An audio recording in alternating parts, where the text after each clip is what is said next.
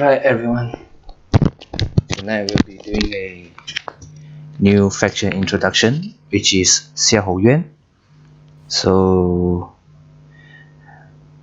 for Xiahou Yuan, we'll go into our campaign and then we'll have a look at what are the faction mechanics that was provided, what are the unique units, and yeah, what are the notable characters and their start pose are. So let us get into the game then.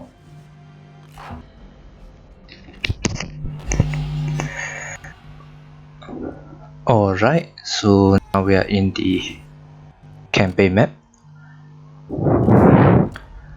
Much better with a new mouse. It is much better, yeah, definitely much better. So to be fair, I would say Xiahou Yuan, his start pose is actually no different from Dong Zhuo. So you have your entire Chang'an commandery, you have your Lantan Jade Crafts, the Jade Mine, and your Chang'an city, as well as the Meixian, which is the Hanzhong Silk Road Market. And as Xiahou Yuan, you hold Tong Pass and Wu Pass, which in this mod you can actually build like basic normal buildings that are available for the main city. So if you wanna focus on industry, you can focus on industry. Military, you can focus on military. It is up to you actually to decide what you want to do with these two paths. So let us have a look at our starting position. Number one is you have two ways to go. Number one is you go north into Anting, where from all the faction previews which are Cao Wei related, so Cao Cao will always be at war with Liu Bao.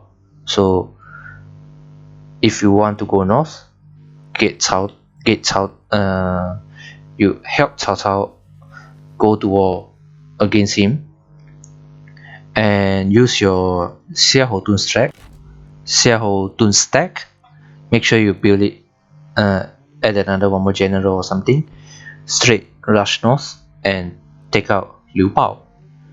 And the second one is invade Hanzhong, which is eliminating Zhang Lu, because Zhang Lu only owns Jiameng Pass, Hanzhong City, and the Shangyong commandery itself.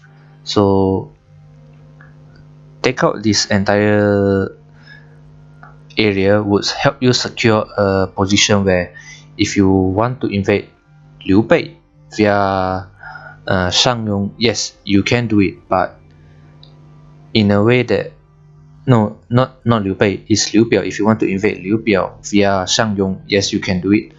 And the usual, if you want to invade Liu Bei, you have to go past Wu Pass, which there is a road that straight leads you to Wanxian. And if you don't want to move east into the Jing province, you can always move further south into the Bashu region, as eliminating Zhang Lu, getting Jiameng Pass and small and Hanzhong area, you can actually invade through these two roads from Jiameng to Baxi, and from here you can go into Baxi and Shangyong and focus your way down to Pa, and from Baxi you can invade Chengdu and take all of Shu for yourself. This is up to you. And the next thing that we'll be introducing will be the characters. Now you have three characters.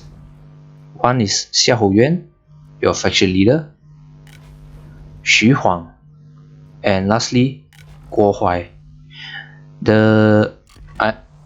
Most of us in the Discord group have already said that Zhang He should be inside Xiahou Yuan's faction, because during the later period, especially when Liu Bei was in the Pashu region and Cao Cao secured the Xiliang warlords, they were fighting for the Hanzhong region, and Xiahou Yuan during the Xiliang campaign actually has Zhang He as his second in command, I believe.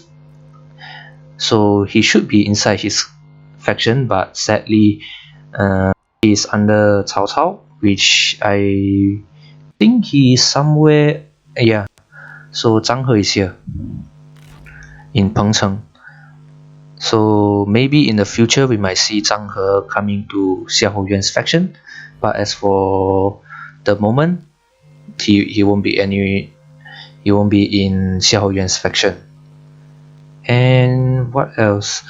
Yes. So diplomacy wise, you are a vassal of Cao Cao, so every relationship with the Cao faction is considered okayish, except for the Han Empire. I don't understand why you are not that good with them, but as usual, if you are lucky, if you are just single, just take away Ma Chao's sister and just put this so that you can secure a new general for yourself. As for trade, I would always suggest that you go trade with Cao Cao, and in return demand guarantee of autonomy, so they won't always annex you if you go further weak or something. Alright, so that solves our character issue. Maybe next time we'll be able to see Ma Yunwu or something, I'm not sure. Alright, so mechanics, faction unique resource, capability. You have 5 stages. The first one is incompetent fool, and next one is craven dogs. The third stage is ready beast. Fourth is soaring hawks, and the last one is strong-willed tigers.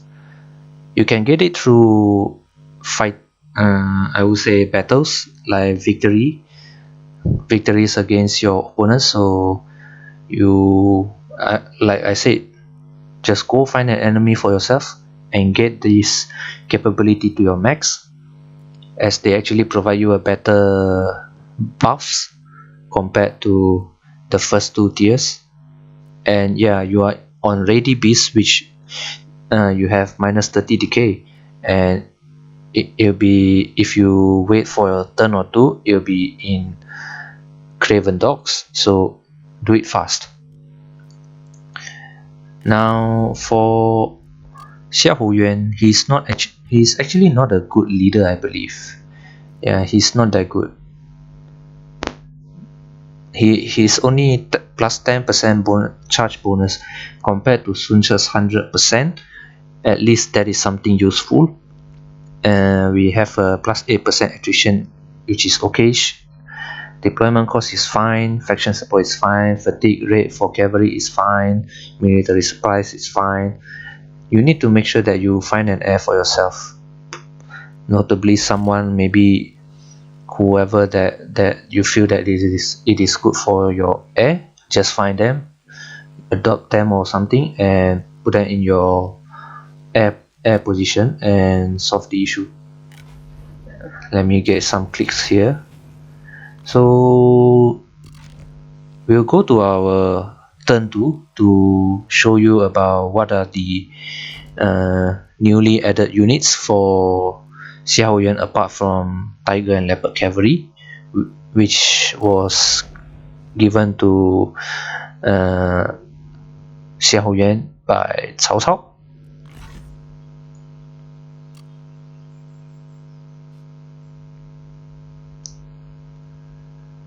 Oopsie. Alright.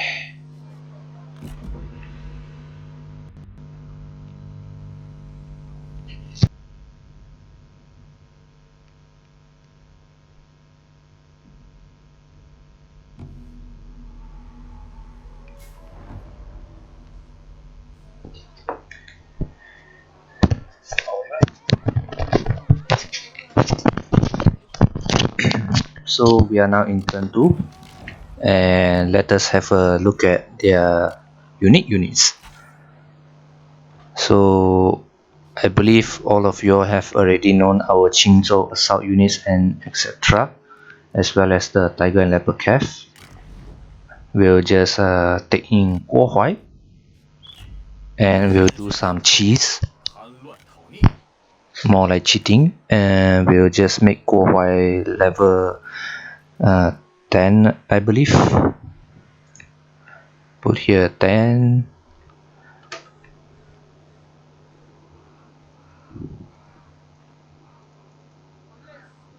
Guo Huai. Alright, execute. Alright, he's now level 18. Okay, so first of all, we have our Custodians of the West. This is a newly made units for Xiahou Yuan. It is a good medium sword infantry, especially if you have a sentinel. They are actually a good replacement for the Jian sword guards. Depends on you how you want to play it. Weaks against cavalry, missile defense. It is up to you to decide actually whether or not Jian sword guard is better or Custodians of the West is better. But of course, the Custodians of the West, they actually provide you quite some traits, and as well as a active buff, which is for the unit itself. Next up, our Destroyer of Rebels, which is a good heavy spear cavalry, and it actually comes with a diamond formation and a wedge formation. It also has an active buff of shed your armor, so you can recruit this depend on how you want your troops to be like. I think that is actually all that is for Xiahou Yuan, cause there's not much unique units left. In fact, I think they only provide, the model only provide like, yeah, just these two unique units for Xiahou Yuan. And oh yeah, this one. So as a mastering bonus for Xiahou Yuan with capabilities, if you are in Lady Beast, if you look at it, you have a minus 10% upkeep cost for all units, and you have a +1 rank for all recruits in all commanderies, so as well as -1 mastering turn. So yeah, you actually have a shorter time for mastering and a cheaper recruitment for upkeep cost, which is why you need to make sure that you always push to your capability to strong-willed tiger, so you can like fill in multiple chip stacks.